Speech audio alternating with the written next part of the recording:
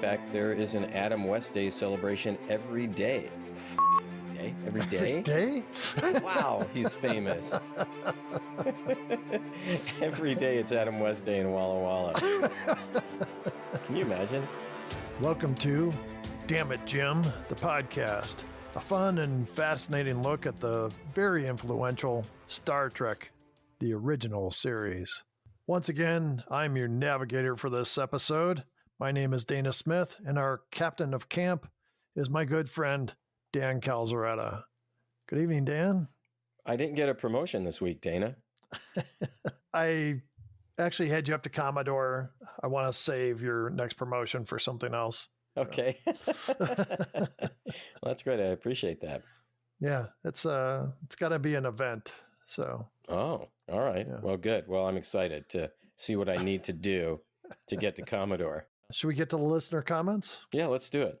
Last week we discussed Plato's stepchildren. We did get several comments on Facebook about that. Yeah. Our friend Tang Dan said, not the best episode, notwithstanding the famous kiss. Right. Mark Duryea said, when Kirk first kissed Uhura, and had 3 exclamation points after that. Oh, that's all he said. Yeah. Don Conley said, Shatner chewed up more scenery in this one than Homer did donuts in the entire Simpsons season. Wow, that is true.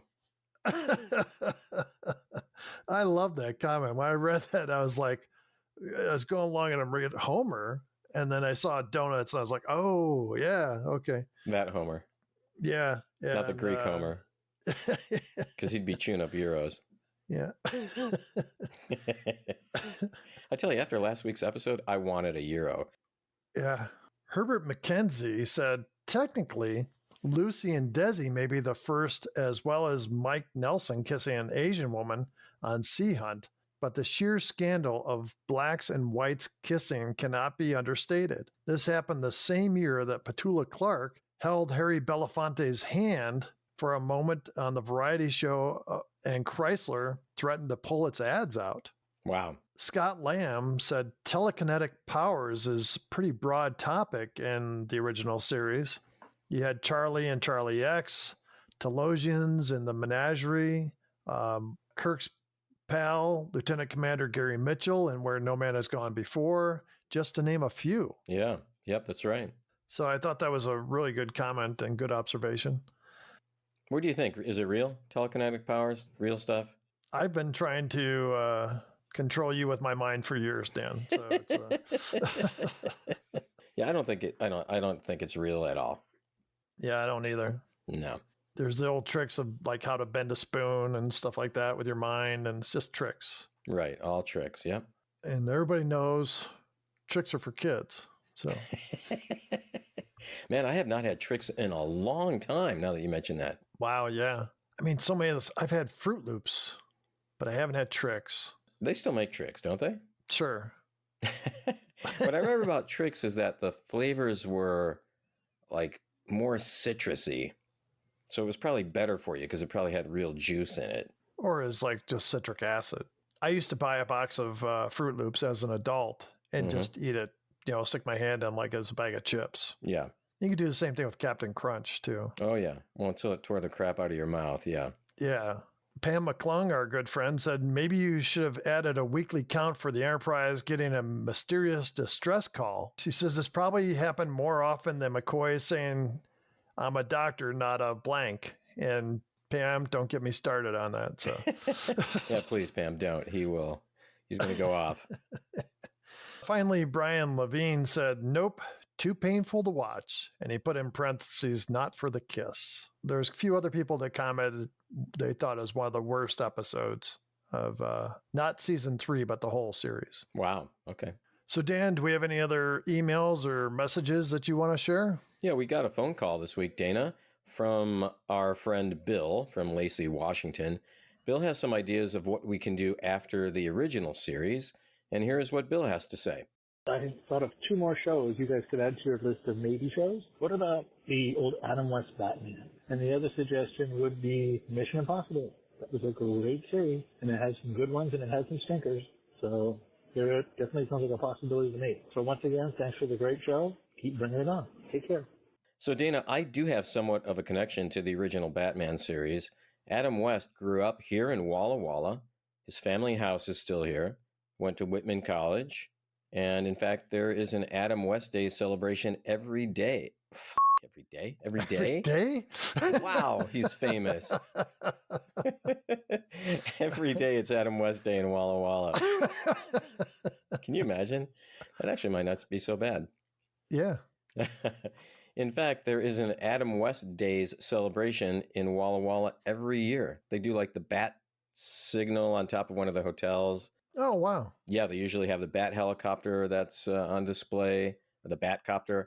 They've got the Batmobile, like one of the original Batmobiles. So it's pretty cool.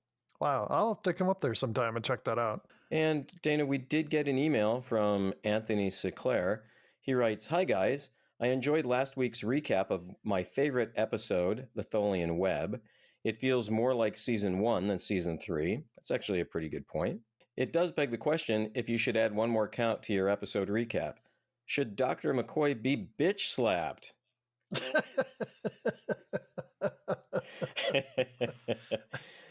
You mean Mabinga? Yeah, like probably even more than Mabinga. I'd say it's like above a Mabinga. He goes on, he was at his most annoying this time around, which is saying a lot, and a good backhand would have been welcomed by all. Looking forward to this week's installment. As always, best regards, Anthony. Thanks, Anthony. Oh, that's awesome. I like that one. And that's all I have, Dana. What's the phone number people can call in on? Dana, the number is 509-676-6298. That's the Damnit Jim Hotline. And if we like what you have to say, we'll put you on the air. Yeah, we're on a bit of a roll. That's, 2-3 phone messages we've had in 2-3 weeks? Right when we're coming to the end of the series, we start getting phone calls. So. Well, let's keep it up. Let's try to get let's go for 5 phone calls. This is the phone call telethon for the Damnit Jim podcast. We don't want money. I mean, if you want to send money. But what we want is phone calls. Yeah. So keep them coming. Definitely. Okay, Dan, let's move on to season 3, episode 11, Wink of an Eye. Yeah, let's do it. So we start off with Scotty in the commander's chair as the Enterprise is circling a Class M planet. What? Yeah, you just never see those on this show. So, and believe it or not, Dan, they are responding to a distress call. No, Dana. I don't believe it. This is going to be like 4 or 5 weeks in a row. It's so outrageous to me. Yeah.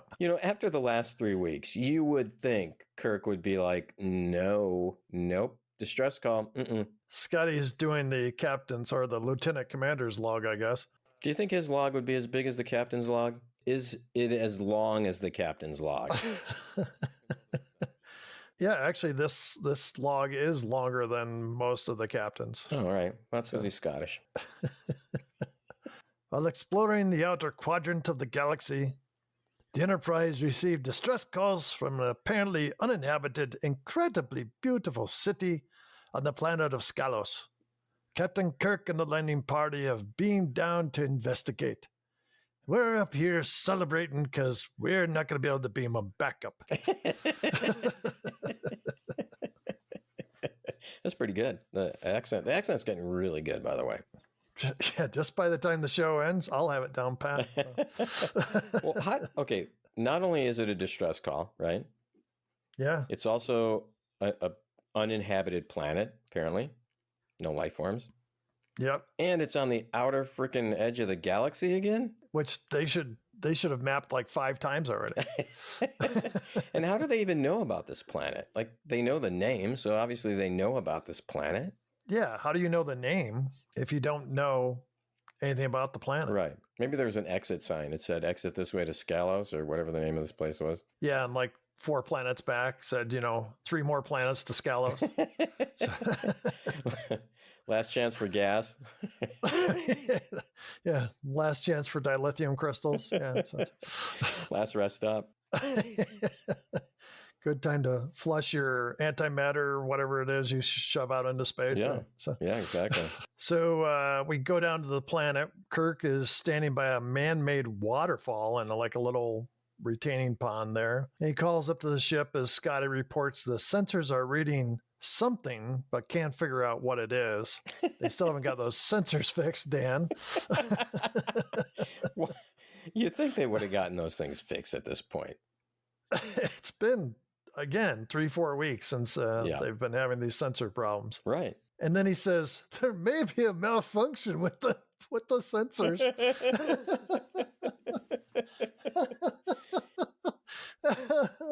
After 3 weeks, I'd be like, Kirk, oh, now you tell me. Yeah. Scotty, isn't that your job to fix those? So then Kirk talks to Uhura, who reports that the distress call is coming from Kirk's exact location. But on the screen, we see a group of people, obviously not the landing party. Right. And she says the coordinates are exactly where the landing party is. And so we see, like, McCoy is standing there looking around, and there's a guy behind McCoy that's by the water pond and stuff. Kind of getting water samples, right? He's getting something, yeah. So she says the distress call is very strong, pleading for assistance. And McCoy reports, there must be a malfunction. Malfunction is the word of the day in this episode, Dan, Okay. by the way. So he says the planet is barren, no vegetation, and no animal life. And then Kirk kind of swats at a fly or something and says, there is insect life. I can hear it. And we hear like a buzzing, right? Yeah, it's like a little...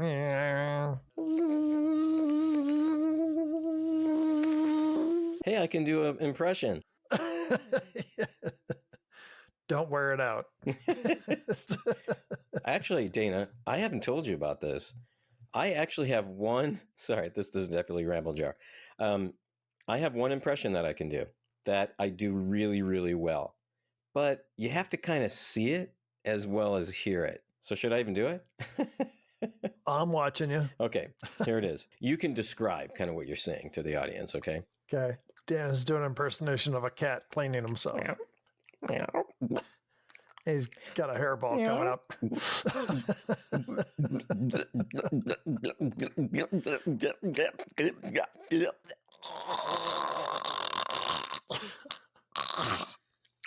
I think the rest is self-explanatory.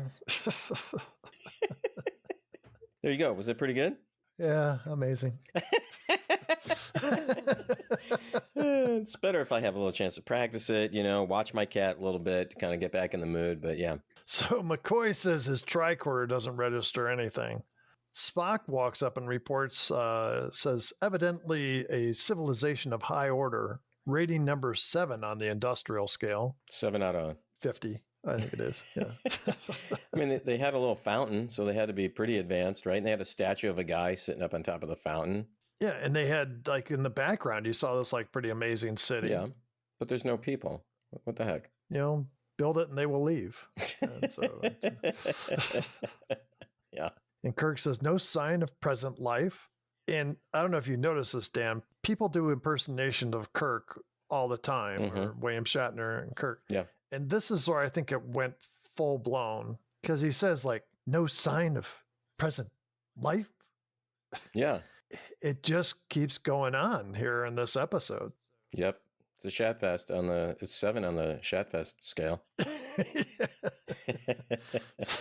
Spock says instrument readings indicate life form, but of a highly unusual and intermittent nature. Well, wait a second. His instrument says that, but McCoy's didn't, and the Enterprise instruments didn't say it? Yeah, wouldn't you think the bigger instrument on board the Enterprise would be like the final say-so? I think, personally, Spock would have the bigger instrument. He knows how to use it best. Yeah. So. It's only once every 7 years. So. Unless it's a red hot poker like last week. Yeah. So Kirk says something was here. We saw them on the screen. The guy in the background who's collecting the samples, he uses the pool to clean his hands, and then he kind of wipes his hand with water on it across his mouth and basically licks his hand. God, Dana, what? You think they would have learned from season 1? Seriously? Because haven't they learned about being on strange planets, biohazards? Why the f does he think he's taking samples? Yeah, have they not heard of cholera? Giardia? Yeah, I mean, you're on a strange planet. Yeah. Who knows what kind of weird, wacko biohazard there is, Right. And I mean, that's a recipe for a fecal disaster right there. so McCoy looks back at and this guy is wearing a red shirt, and the guy kind of like gets like colorful, like lines of color, and then just disappears. McCoy says, Compton. And Kirk asks, what is it? McCoy says, I was looking right at him. Then suddenly he wasn't there. So next we see Kirk enter the bridge. Kirk asks Scotty if transporter controls are functioning, because they usually aren't, it seems, lately. Well, I mean, they just got beamed up, so they had to be functioning, right? And Scotty says, they are. And he asks if Mr. Spock is still on the planet. And Kirk says, no, he's in sick bay. He says the landing party is being examined by McCoy. Uhura reports a malfunction. No, a malfunction, Dana? Yeah. It's the malfunction junction, I'm telling you. Malfunction junction, what's your function? Sulu says it corrected itself and then says the controls are frozen for the hangar deck. So did they transport up or did they take a shuttle down? Dana, the whole episode is a mess already, and we're only like 5 minutes in. It sounds like they asked Chat GPT to write it before there was Chat GPT, and Chat GPT was like a 7-year-old. Yeah, that'd make a lot of sense. Just sitting there at a typewriter. It's like trying to type out a Star Trek episode. And his dad's behind him going, come on, we can make a lot of money off this. Type faster. Daddy, will I be famous? Who cares? Come on. Sure, why not? Uhura plays the recorded message they had received from the planet. A guy in the silver suit says they are down to 5 survivors out of 900,000, and they have taken shelter. Outside, apparently, because they're standing outside. Do you think they used the leftover silver lame? Yeah, I do. Because they didn't seem like complete costumes. So. Right. You're right. The guy says there is no explanation for what is happening. We see the group of 5. Spock says it is logical to assume the message was pre-recorded. Sulu reports now the deflectors are inoperative. And then he gets like this funny look on his face and he keeps wiping his mouth with the back of his hand. Yeah, and so that never gets explained, Dana. I think I can come back to this. All right. I hope so, because I was confused and angry at the same time. Yeah. McCoy calls Kirk to sickbay. Kirk asks if it can wait, but McCoy says he needs to talk to him in person. In sickbay, Kirk enters. Chapel reports that someone has opened the medical supply cabinets. She says nothing is missing, but it's like someone pulled everything out to look at and then put it back. McCoy orders Kirk on the examination table, and Kirk asks about the medical readings. McCoy says everything is normal, and Kirk hears that fly or mosquito sound. Did he hear a cat vomiting by any chance? No. It could have only helped the episode. Yeah, so he gets up from the table and says to McCoy, could something be causing me to hallucinate? Well, probably some of that stuff you've been drinking in your quarters. I don't know. Kirk says, twice before something touched me, but then there was nothing there. And my underpants were missing. And my pants were soiled, like from the inside. It's like someone took them and put them back. Yeah, they're on backwards. Oh, God. Did I ever tell you the story about... Okay, I got to tell you this story. Sorry, I know. Another Ramble Jar event. So I was working in the school, and I went into school, and I was just like feeling odd all day. It was just a weird day. And end of the day, I go in the bathroom to use the bathroom, and I'm like, holy crap, I've had my underwear on backwards the whole day. Now, you would think it wouldn't really matter that much. But I tell you, Dan, I felt weird all day. So here's what our listeners should do. Wear your underwear backwards for a day and just kind of see how you feel. Like you're going to feel weird all day. So anyway, yeah, it was weird. Never told you that story, huh? No, I'm so sorry that I had to wait this long to hear it. Kirk says twice before something touched me, but then there was nothing there. McCoy says, physically, there's nothing wrong with you. Mentally, though, you're a whack job. I've been meaning to tell you this for some time, Jim. You're nuts. So Kirk asks if he could be hallucinating, and McCoy says, no. And I was like, based on what? Yeah, yes, based on what? He's got no idea. Right. So Kirk realized there's an alien presence on the ship. Sure, that would be the next logical leap right there.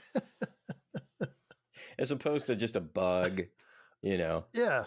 So just then Spock hails him. Kirk goes to the intercom, but he has a hard time hearing Spock. I was able to hear Spock okay, but I don't know. So. Uhura reports intercom system is breaking down rapidly. I think they just didn't want to talk to Kirk. So Spock was up there on the bridge and just had a piece of paper and was like crinkling it in front of the microphone.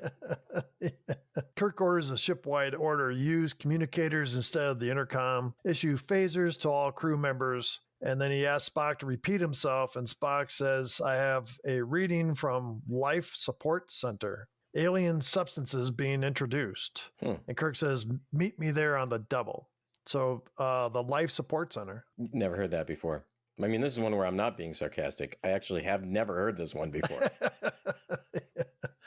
We see Kirk as Spock comes up and hands him a phaser. We see two red shirts kind of trotting down the hall ahead of them when suddenly they are stopped by a force field. The sound, Dan, was like, you know, it was so lost and spacey. Yeah. Spock checks the tricorder. Then he says he's getting readings that are alien in nature, but they have no exact location. So Kirk orders phasers on stun and to sweep the area. And this was a cool effect, Dan. It's the first time we ever see anything like that. Usually it's hitting someone or anything. It's kind of being shot, you know, towards the camera. Right towards the camera, yeah. Yeah, and it diffuses out and stuff. So I was really impressed. So they move forward again, and the two security guards are knocked back by the force field. That was great. It's like, you guys, just keep going.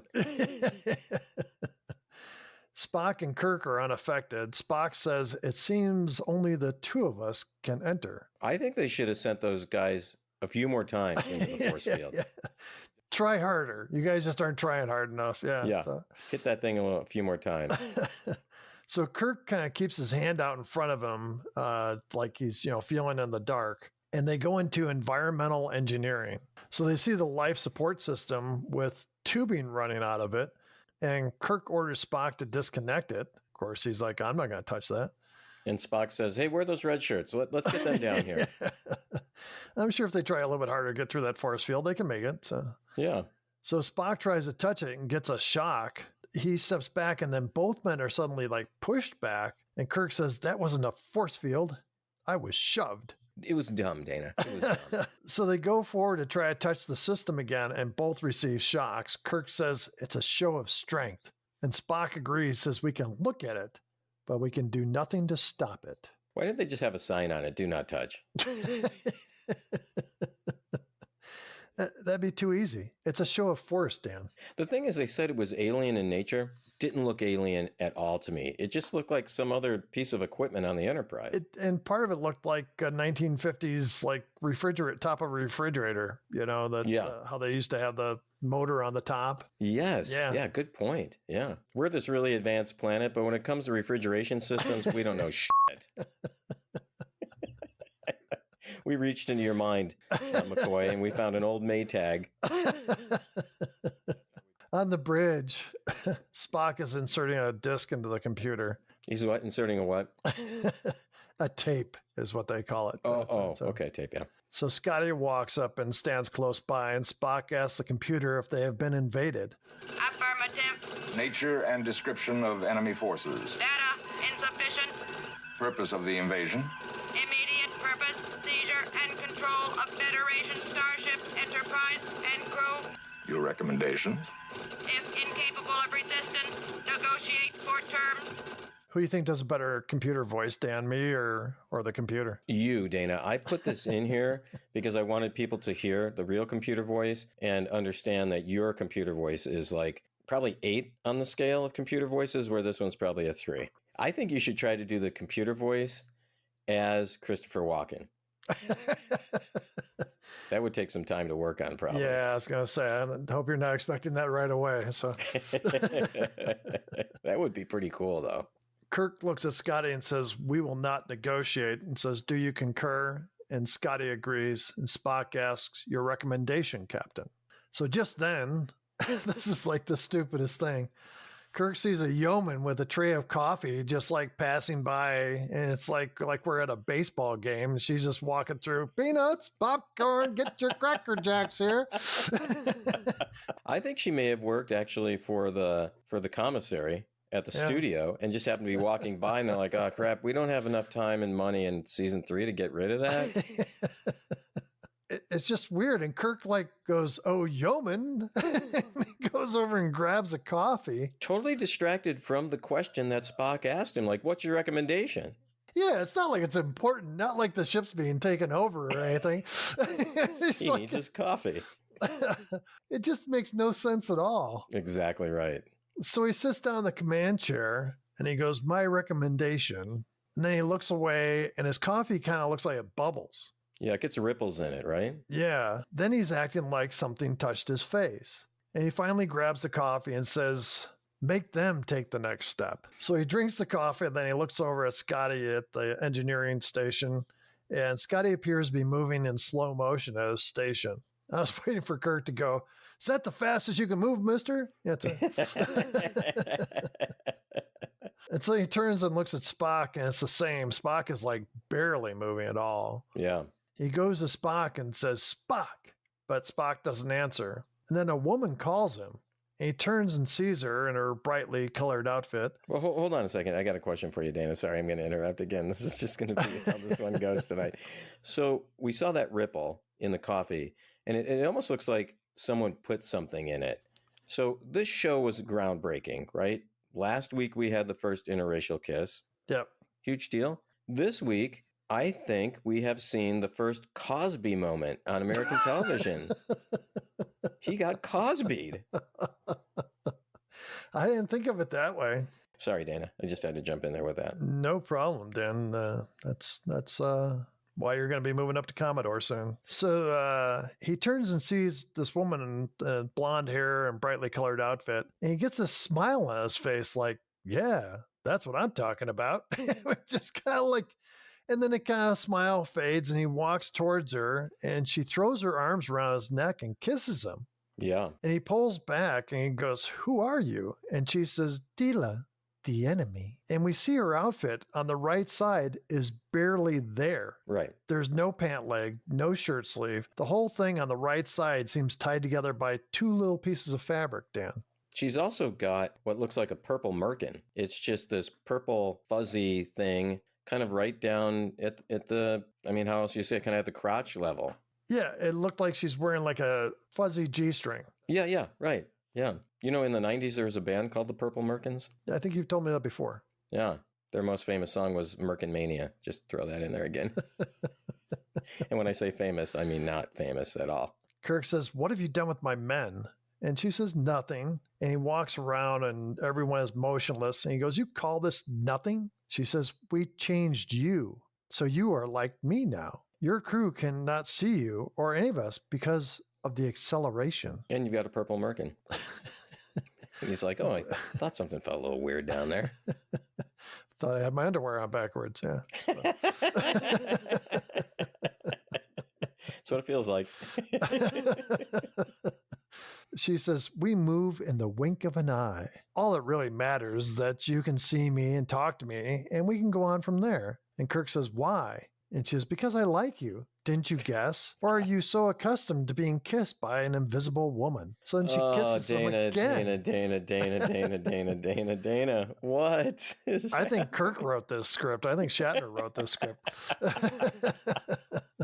She says, "We just made some adjustments to accommodate us." Kirk says, "We?" She says, "My crew. I am their queen, and you will be our king. Jesus, You'll Dana. enjoy living on Skalos."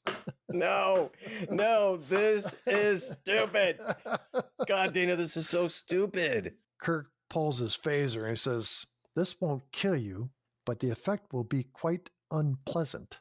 And she smiles and says, go ahead and shoot. She says, point it right at me. And Kirk fires, and the green beam goes very slowly from his phaser. And she just kind of moves her head a little bit, and it goes past her. So he was going to shoot her in the head. Good job, Kirk. I mean, right in the face, really. In the face, yeah. So then she pulls this thing out of her sleeve, and she points it at Kirk, and the phaser that he was holding flies out of his hand. Kirk leaves the bridge. She touches the brooch on her collar. We find out it's a communicator. Oh. And she says, he's on his way to you. Be gentle.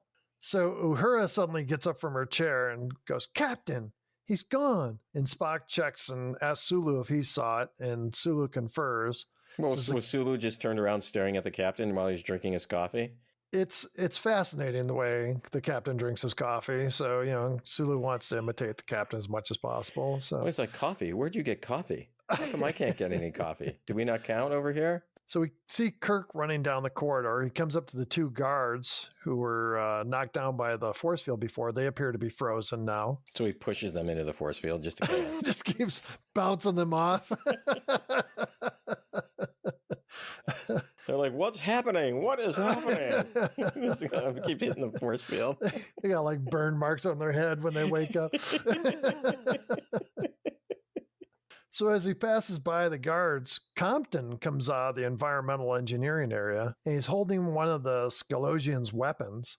Kirk asks if he's been accelerated too, and Compton says yes. He says, at first I resisted, but then I found I couldn't help myself. And Kirk orders him to move, and he says, I can't, by order of the commander. And Kirk says, I'm your commander. Compton says, I met a girl. Nice way to change the subject. It's like they edited this thing, Dana, and they like left something in that shouldn't have been there, or they forgot to put something in that should have been. Yeah, it says, she asked questions, and I told her all about the ship's functions. Of course you did. That's the thing to do with guests on the ship. Yeah, he's just being polite, Dana. Yes, Kirk would have done the same thing. Sure. So Kirk seems to give up and starts to turn away. Then he does this kind of backward kick, like a mule kick or something, Bad. and knocks the weapon out of Compton's hand, and then he punches him, and Compton goes flying like right into the camera. He did. He hit the camera, yeah. Yeah. Kirk goes in the environmental room. Two men are there. They stun Kirk.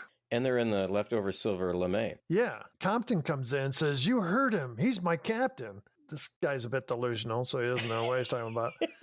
Wait, wasn't he just on the other side because he met a girl, and now he's back on the captain's side? Yeah, that's what I'm saying. He can't make up his mind. So the guy says he was violent, and Compton fights with them. And one of the guys hits him from behind with like a slashing movement across the back of his neck. Compton falls to the floor. One of the other guys goes and looks at Compton and goes, cell damage. I think that's like his version of saying he's dead. Ah, okay. Maybe we should count that one then. Yeah, we'll debate that. So the older looking guy looks at the blonde girl and says, don't worry, another one will be secured for you.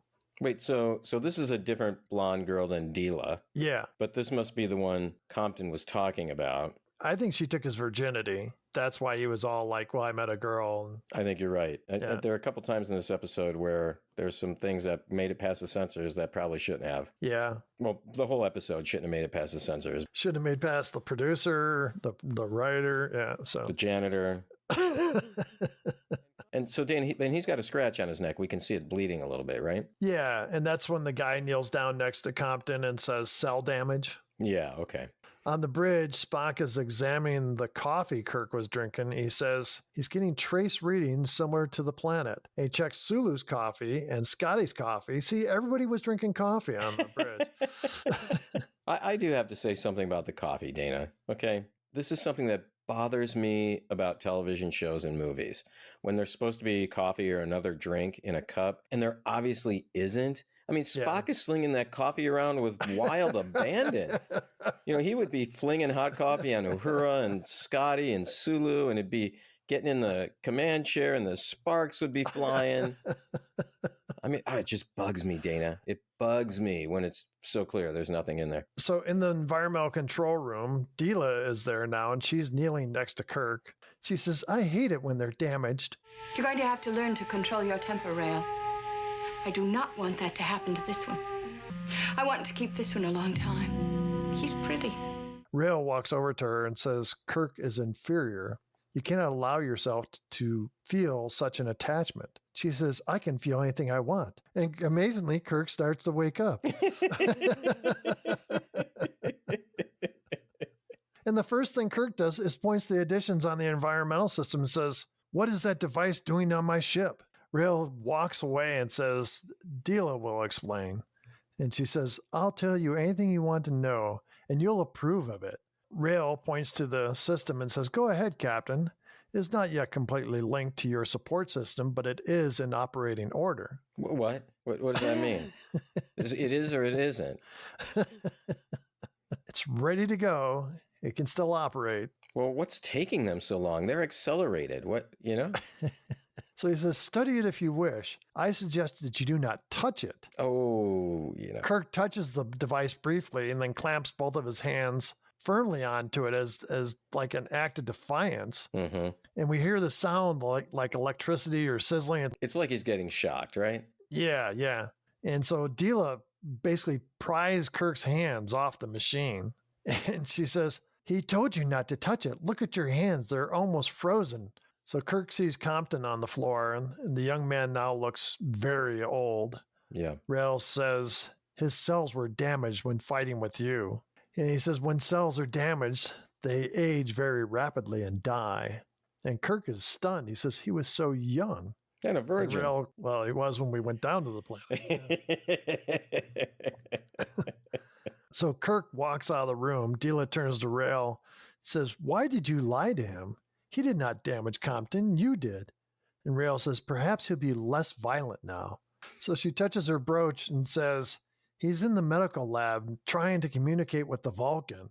How did she know where he was? That little thing on her neck just is like an all-seeing eye. I don't know. And who the hell is she talking to? She's talking to Rael, because now he Rael leans in and kisses Deela. Is like mashing his face into hers. Yeah. She pulls back and smiles and says, go back to work. I was trying to work. That's what I was working on. Yeah. And then she leaves and Rael just looks angry now. So in the medical lab, Kirk is talking to the computer terminal while Spock, McCoy, and Chapel are across the room from him, unmoving. Kirk says, Kirk to Spock, I have fed all the ascertainable facts into the computer banks. And Deela enters around then. Deela says, go ahead. You won't accomplish anything. Kirk goes on. Hyper-acceleration is the key. Then it's yada, yada, yada. You mentioned last week's episode was wordy. This was like wordy on freaking steroids, this one. It was accelerated, Morty. Yeah. It really was. I should have watched this episode fast forward, It just would have been, it probably would have been better. Couldn't have heard it. And he says, this is enslavement, yada, yada, yada. He goes, when damaged, yada, yada, yada. They are incredibly fast. Kirk goes on, the device attached to life support produces extreme cold, turning the Enterprise into a deep freeze for purposes unknown. Okay, hold on, Dave. First off, he's been in sickbay for like a minute, and he's ascertained all these facts somehow in that short amount of time. And how does he know that's what this thing is going to do to the Enterprise? Maybe it just runs cold, and it's going to do something else. Just thought it was guesswork on his part. I mean, she did tell him some stuff, but nothing about freezing the ship or anything like that, right? Yeah, he's just like, his hands are, have some frostbite, so he's thinking that's what the purpose is. So, but, frostbite is damage to your skin. It's damage to cells. Oh, that is a great point, Dana. Yeah. So then Kirk goes on, the unit is protected, blah, blah, blah. And basically, it must be destroyed. First off, Dana, I'm going to personally thank you for cutting all that stuff out, and our listeners should call you, Dana, and thank you personally on the Damnit Jim Hotline for cutting all that stuff out. And Kirk asks, why are you doing this? Deela says, do you really want to know? And then she goes into their life history a long time ago We were like you, volcanic eruptions, polluted water, radiation. None of it made any sense. None of It changed us, accelerated us. Children died. Women could not have children. Men were sterile. We put out a distress call, attracted ships, mated with them. They died. We're going to take you down with us. We won't hurt you. I like you. That's awesome. That's the best recap I've ever heard you do of any episode. But here's the problem. If they're all sterile and the women can't have children, why are they capturing aliens? Because apparently she thinks that it's worth trying with aliens to, try to reproduce. Kirk says, we'll help you. We'll move you to another planet. Call on the greatest minds in the Federation. Deela says, we tried to make the transition to your level. Those who tried died. So then Rael calls her and tells her to go to the transporter room with the captain. As she's talking to Rael, Kirk takes the disk from the computer and puts it in the computer Spock is working at. Because they're still frozen on the other side of the room, right? Yeah, exactly. Rael says he's programmed the system to give them time to get off the ship. And then Kirk leaves while she's still chatting with him. And Deela realizes Kirk's gone. And Rael tells her to go after him. So in the transporter room, Kirk is under the transporter control console. So he pulls something out of the bottom and he stands just as Deela enters holding her weapon pointed at him. She asks why he ran and he says he panicked. Okay. She doesn't believe him. Rael calls to her and says, beam him down. So Deela works the control panel. Everyone, their brother's little 3-year-old can operate the transporter, Dan. I was thinking that same thing. I was like, I wonder what Dana's going to say about this. 'Cause she knows how to operate the transporter. Never ever seen it before. Right.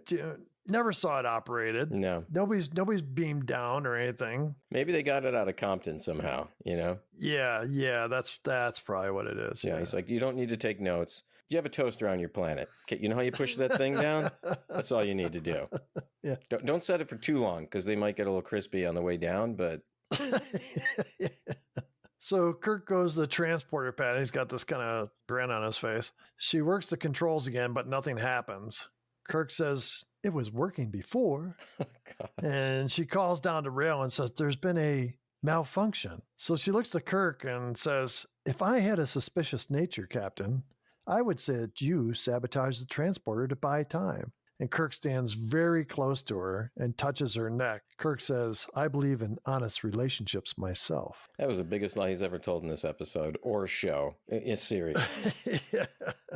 So in the medical lab, Spock waves away sound and asks McCoy if he heard that. McCoy says, I've been hearing it since we beamed down to Scalos. Spock says he knows what it is. And then he says he'll be on the bridge and he takes off. In Kirk's quarters, Deela is saying his room is a lot like him, austere, efficient, in its own way, handsome. Kirk says a room should reflect its occupant.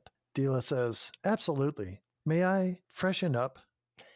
Jesus Christ. So bad. She goes to this dresser and she uses a comb and combs her hair. She says, all this rushing about has left me windblown. What the? So there's so much wind there on the Enterprise. So she says, I'm glad you allow yourself some comforts. Like a brush and a comb? Is that what she's talking about? Yeah. So she said, Are you married, Captain? No family? No attachments? I know. You're married to your career, and you never look at another woman. Well, if she's pretty enough, I'll look. She says, you will come around to our way of thinking sooner or later. And then they kiss again. In the transporter room, Rael is under the console now. Another guy comes in and says there are no problems anywhere else. Rael tells him to get the others and prepare to beam down. He calls to Deela, but she does not answer. And he calls her like several times. Yeah. And then he storms off. Oh. So in Kirk's quarters, we see him pulling on his boot while Deela combs her hair in the mirror. Combing stuff out of her hair, yeah. It was just like knots in her hair. That's what I meant by that, Dana. And Dan, this is the most obvious suggestion that Kirk and Deela did the dirty deed. So it's clear, Dana, right? Yeah. It's totally clear. How did that get by the censors? Yeah, I don't know. I mean, what were the sensors thinking? Oh, look, Kirk must have had a rock in his boot, so he took off his boot to check it. And I'm thinking that they watched like the episode up till this part, and they were like, "Holy crap, this is bad. let's just call it a day." So as Kirk finishes pulling out his boot, he looks like kind of tired and kind of looks up at the ceiling like, this is exhausting, So he stands and he goes and he pulls on Deela's hair kind of playfully. Then she turns around and they kiss. So just then Rael enters and swings at Kirk. Kirk ducks, then Rael follows him. Kirk uses a pillow to hold him off. Yeah, but the pillow, Dana. Once again, we see a pillow being used in a fight. Kirk ducks a couple more swings and he gets backed into a corner. He picks up a chair as Deela pulls her weapon. She stuns Rael, but he keeps going and tries to attack Kirk again. She fires again and he stops. And she asks if Kirk is damaged and he says no. And she says, "How very fortunate for you, Rael." Rael says, "You know how I feel. Don't torment me." And Deela says, "What I do is necessary and you have no right to question it. Allow me the dignity of liking the man I select." And she says, "Is the transporter repaired?" And he says, "No." So she sends him off to fix the transporter. So once again, this doesn't really make any sense. She said that the men on their planet were sterile. Okay, that would explain why you'd need to go out and get like a donor. So Kirk's being used as kind of like a sperm donor. Okay, that makes sense. But she also said at the same time that the women were unable to have children, right? Yeah. So the implication is here that she mated with Kirk so she could have like his love child so that race would go on. By the way, Dana, how many is this? 5 or 6 love children he's got floating around the universe? Yeah, I was thinking 4 or 5. Okay, let's just say 5. We can both agree on 5. It just makes none of it makes any sense, Dana. Kirk says, "I hope I behaved correctly." Then he asks, "Why are we here?" And he seems changed. He asks, "Are we going to Scalos?" And she asks if he really wants to go. And he says, "Yes." And she calls Rael and says, "Kirk has accepted the situation. He's made the adjustment." So in the medical lab, McCoy pours some fluid into another little beaker and Spock checks it and says it counteracts the substance. McCoy says, "Yeah, in a lab setting." McCoy says, "How will you get it to Jim?" And Spock picks up another tube and says, "By drinking the Scalatian water." And so he drinks some. He points out that McCoy and Chapel are moving very slow. And then he takes the antidote, I'm guessing it is, and tucks it in the back of his pants and runs out. I just hope it doesn't spill when he's running around. In the transporter room, Rael beams out 3 of his associates. So he reports to Deela that the transporter is fixed. She asks, why didn't he tell her earlier? Maybe he just fixed it. God. He said he didn't want to intrude. He says he has to go to life support to prepare the system. So we see Rael do something with the system and life support system. And back in the transporter room, Scotty is now just inside the door. He's been kind of like slowly moving inside the door as people have gone in and out of the transporter room. And Deela and Kirk enter. Kirk goes to take her hand, then he takes the weapon from her and he says, "Sorry," and then he runs off. Kirk goes running down the hall and sees Spock. He stops next to Spock as Spock draws his phaser. So they look into the environmental room and see Rael at the machine. Rael turns and fires at them. Kirk and Spock hide behind the wall. When Rael turns back to the machine, Kirk fires, stunning him. Rael drops to the floor. Kirk fires again and blows up the machine. Hey, Dana, Rael is a dumb shit. He could have stood on the other side of the machine. He knew he didn't hit him. I mean, what does he think they're going to do when he turns his back to them? Yeah.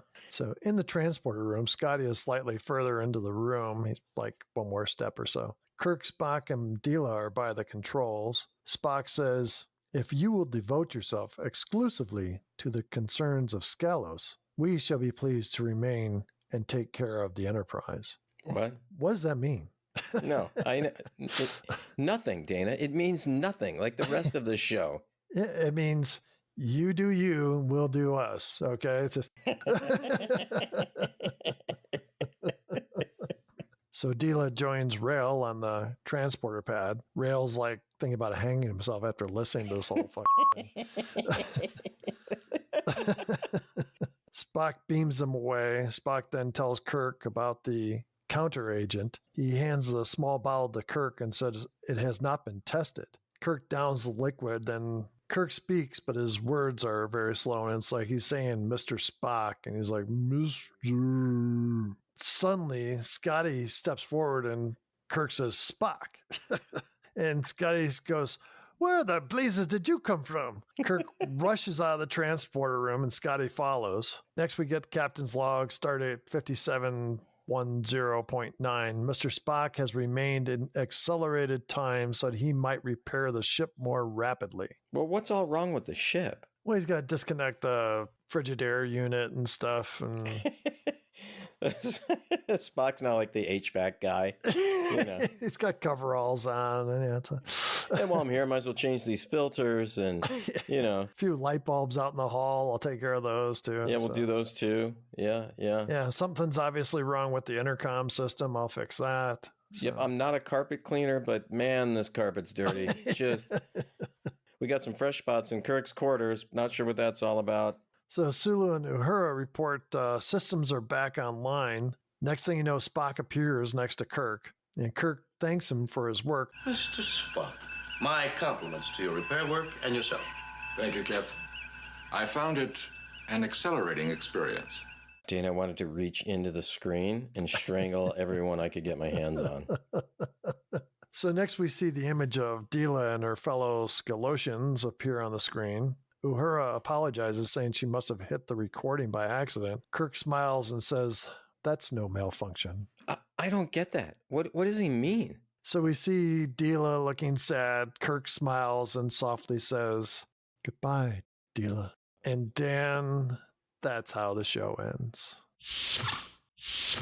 Dana, you have some more information to share with us about this episode and some of the people in it. When I was watching this, I kept thinking this story seemed kind of familiar. One of the writers, or actually one of the producers that was involved in this, had worked on Wild Wild West. In Wild Wild West, I believe it was in season 1, there was the Night of the Burning Diamond. It's where a scientist found a way to make himself super fast, so fast he was invisible. But it's actually based on a H.G. Wells story. Oh, really? Called The New Accelerator. Wow, that was probably written in the late 1800s, early 1900s, probably. Yeah. Crazy. Kind of cool idea. Yeah. Also, Kathy Brown's the one that played Deela. Mm-hmm. She actually married Darren McGavin from Kolchak the Night Stalker. Oh, yeah. She did appear in a lot of TV shows and a few movies, mostly B pictures. One of the TV shows included a recurring role on Bonanza as Adam Cartwright's fiance. She also showed up in Wild Wild West, Hondo, Sea Hunt, Perry Mason, and she showed up in one of the TV episodes of Kolchak the Night Stalker. One of her last roles was on The Love Boat. She retired from acting in 1980 and died of natural causes in 2003.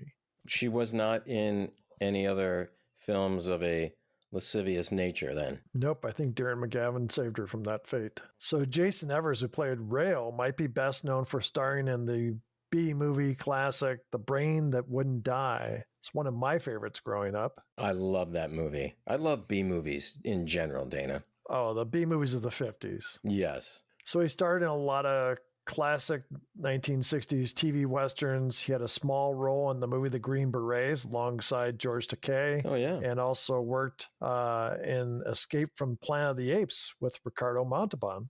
Several years ago, when one of my sons was pretty young, we were in a store that had a big bin of like all the movies that no one wanted to buy on DVD. Like a huge bin. It had to be like 3 feet tall and 3 feet across and just all these crappy movies, you know. I bought the original 3 movies in the Planet of the Apes series for like $3. Oh, wow. Still shrink wrapped, haven't opened them. The original Planet of the Apes with Charlton Heston is one of my probably top 20 movies. It's great. It's great. I should open those and watch them all. Evers had a long acting career, but he did keep falling into those B movies, including a couple 70s films called Barracuda and a movie Claus. And that's not like Santa, it was like Bear Claus. Oh, it was not a Christmas movie then. No. And he died at age 83 in 2005. Dan, do you have any other information you want to share with us about the episode or the characters? Yeah, Jay Jones played an engineer in this episode, just kind of a background role. Dana, you may remember him from the episode Cat's Paw, where he played Crewman Jackson. Yeah, the guy that fell off the transporter pad. Yeah, and that was his first role in the series. I thought it was going to be his last when he fell. And he had never watched the series before then. And remember, we talked about back then how he had to ask a neighbor kid what his sole line meant. And the line was, "I'm ready to beam up, sir." He didn't know what that meant. Remember that? Yeah. Well, apparently they thought, well, did a good enough job falling off there. We're going to give him a couple more roles. So he also appeared as a security guard in the episode The Apple. And he's the guy that got blown up and was really seriously injured when he got blown up. Yeah. So they offered him another episode, and he's like, yeah, why not? I'll take this episode. So he's in the background in this episode. Doesn't get blown up. Oh, I thought you were going to say something like fell on his head and then something else. No, nothing. Nothing really happened in this episode. Interestingly, though, he appeared in the 1990 music video by the band The Scorpions for the song Tease Me, Please Me. Wow. Yeah, he's still alive at the age of 81. We should get him on the show. But that's all I have, Dana. Dan, do you want to discuss themes and dilemmas for this episode? Yeah, why don't we? So, Dana, what is a theme or dilemma for this episode? Oh, Dan, it's pretty easy. Don't answer distress calls. I mean, seriously, it always leads to something bad. And the only person they've saved so far, as I can remember, is Alexander. Yeah. Okay, Dan, do you have a theme or dilemma you want to share? Yeah, my dilemma is, why did I watch this episode? I should have just read some Cliff Note version of it and not even subjected myself to this again. It's horrible. Dan, let's move on to the best and worst. Do you have a best part for us? I do. There actually was a best part, Dana. We finally get a dead guy. It's been forever. When was the last time there was someone who died? Did we get anyone this season, Dana? I think it's been since season 2. We got half of somebody this season, didn't we? Yeah, Chekhov. Chekhov, yeah. How about a best part for you? Dan, that scene where they fire the phasers at the force field, maybe the best effect of the whole series.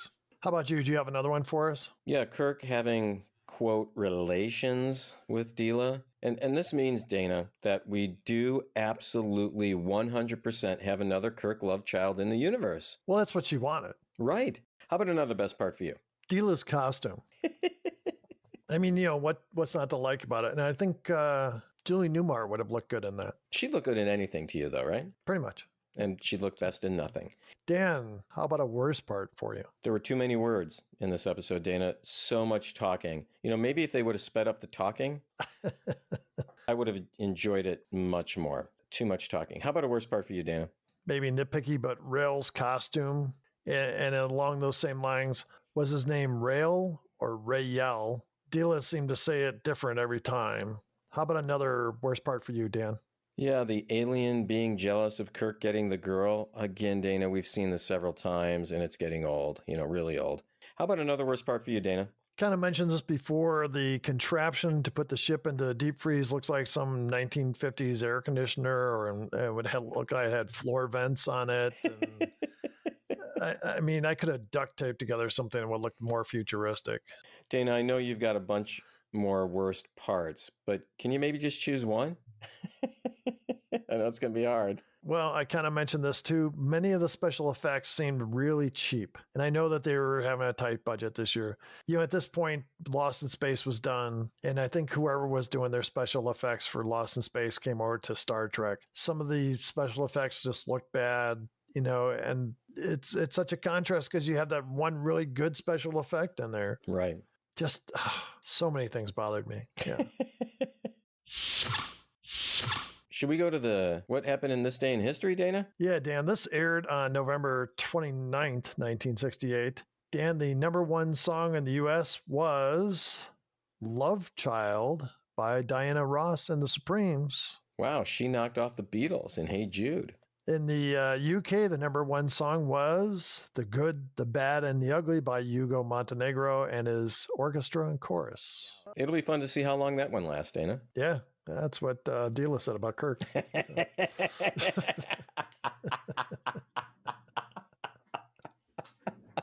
So Dan, English truck driver Fred West, believed to have already murdered 2 young girls, met his soulmate, the woman with whom he was able to indulge his perverted desires to his heart's content. English teenager Rosemary Letts, on her 15th birthday, they would marry a year later.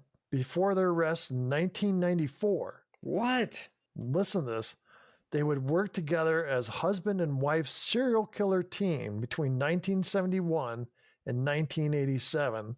Fred and Rose would murder at least 10 more women and girls, most of them at their home in 25 Cromwell Street in Gloucester. What did they do from 87 to 94? They just like retire or what?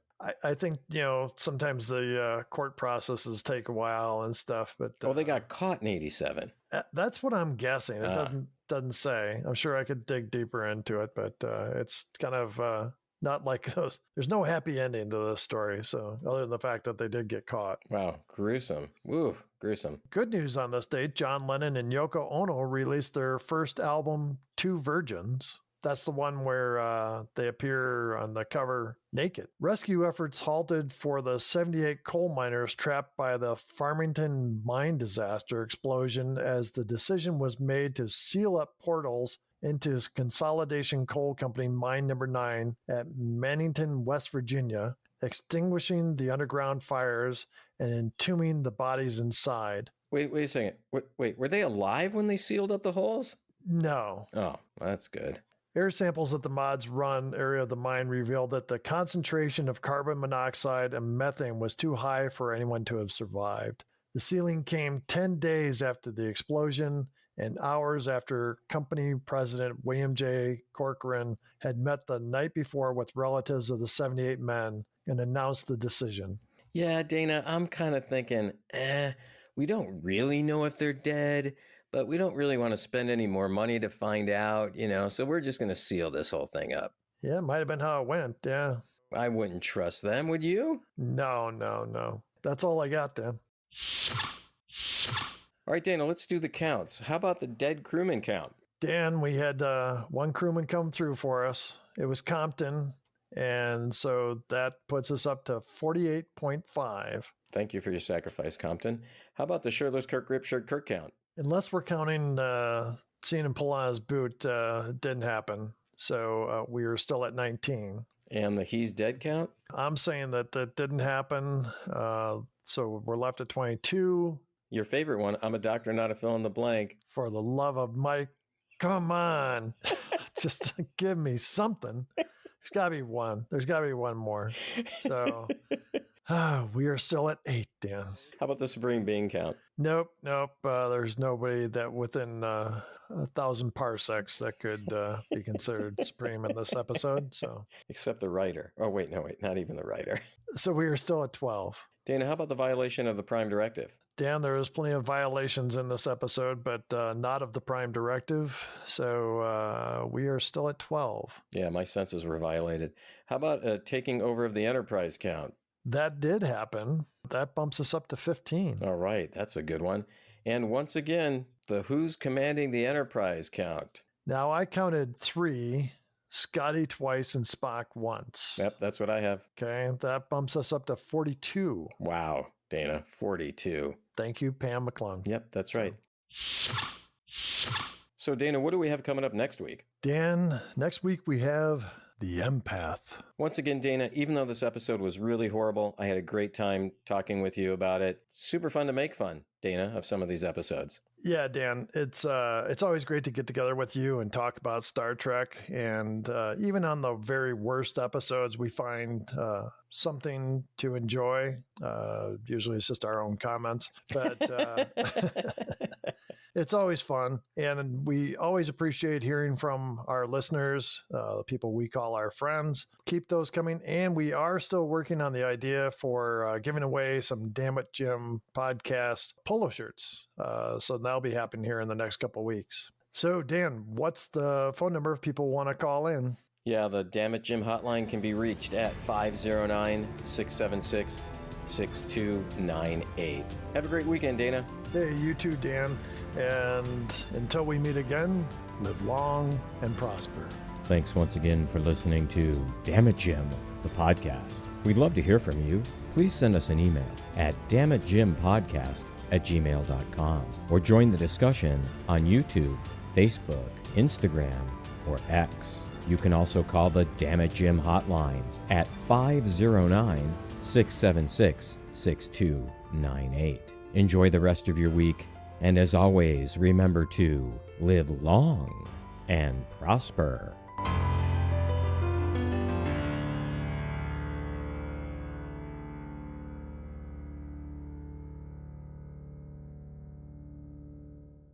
This has been a Ramble Jar production.